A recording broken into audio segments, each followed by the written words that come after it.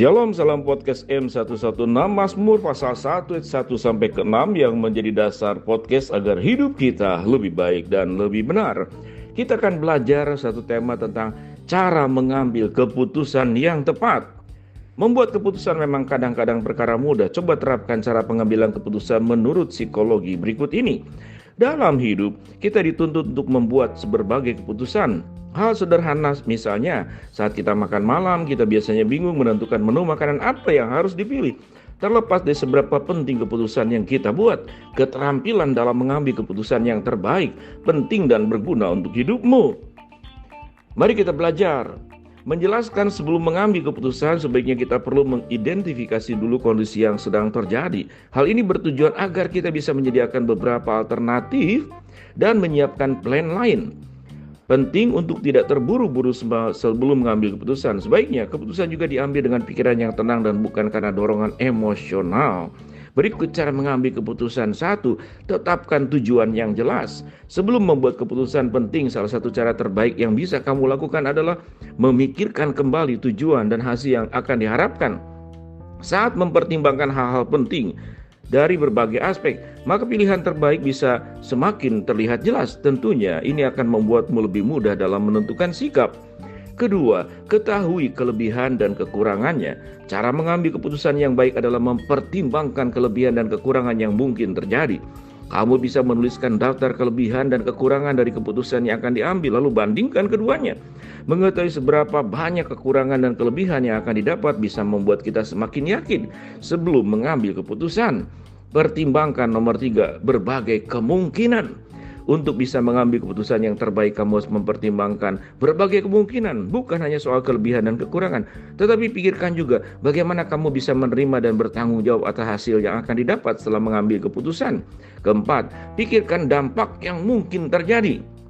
Saat akan mengambil keputusan, kita juga harus memikirkan dampak yang mungkin terjadi ke depannya. Dengan mempertimbangkan dampak yang mungkin terjadi, kita bisa lebih berhati-hati dan memikirkan cara terbaik untuk mengelola berbagai situasi. 5. Siapkan alternatif pilihan. Cara mengambil keputusan yang terbaik berikutnya adalah menyiapkan berbagai alternatif pilihan. Dengan menyiapkan berbagai alternatif pilihan, kita bisa menyiapkan banyak rencana sebelum mengambil keputusan. 6. Membuat catatan. Jika kita merasa kesulitan untuk mengontrol emosi hingga mempengaruhi langkah-langkah pengambilan keputusan, coba mulai membuat catatan harian. Membuat catatan bisa membantu mengetahui perasaan yang mengganggu dan mencari solusi yang terbaik jadi masalah atau urusan yang sedang dihadapi. 7. Kelola stres. Pikiran yang jernih sangat penting dalam cara mengambil keputusan agar tidak menyesal. Rasa stres atau tertekan bisa sangat mengganggu decision making. Jadi kita merasa cemas dan takut saat harus mengambil sebuah keputusan, coba usahakan kelola stres dulu dengan baik. Mengelola stres bisa membuat kita lebih fokus sebelum mengambil keputusan. Salah satu cara mengatasi stres dengan meningkatkan fokus adalah olahraga rutin. Jangan ragu untuk minta saran orang terdekat yang dipercayai. 8. Berikan jeda waktu. Saat berada di bawah tekanan, biasanya kita akan sulit berpikir jernih sebelum mengambil keputusan. Untuk membuat keputusan, jika kita merasakan posisi sulit seperti ini, sebaiknya beristirahat sejenak dan berikan jeda agar kita lebih tenang sehingga lebih yakin saat mengambil keputusan. 9. Berdiskusi dengan orang terdekat. Cara mengambil keputusan agar tidak menyesal selanjutnya adalah diskusi dengan teman atau keluarga terdekat. Tips mengambil keputusan yang terbaik ini memunculkan berbagai perspektif sehingga bisa membantumu membuat keputusan. 10. Cari bantuan profesional.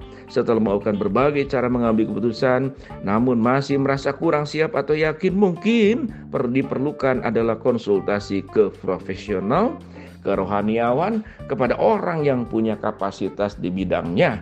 Sahabat podcast M116, mengambil sebuah keputusan yang keliru akan berdampak kepada perjalanan ke depannya.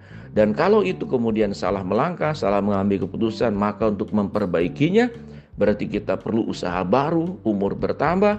Biarlah memang ada kegagalan, belajar dari kegagalan betul, tapi terus-menerus gagal dengan cara yang sama, itu kegagalan total itu namanya ya, gatal.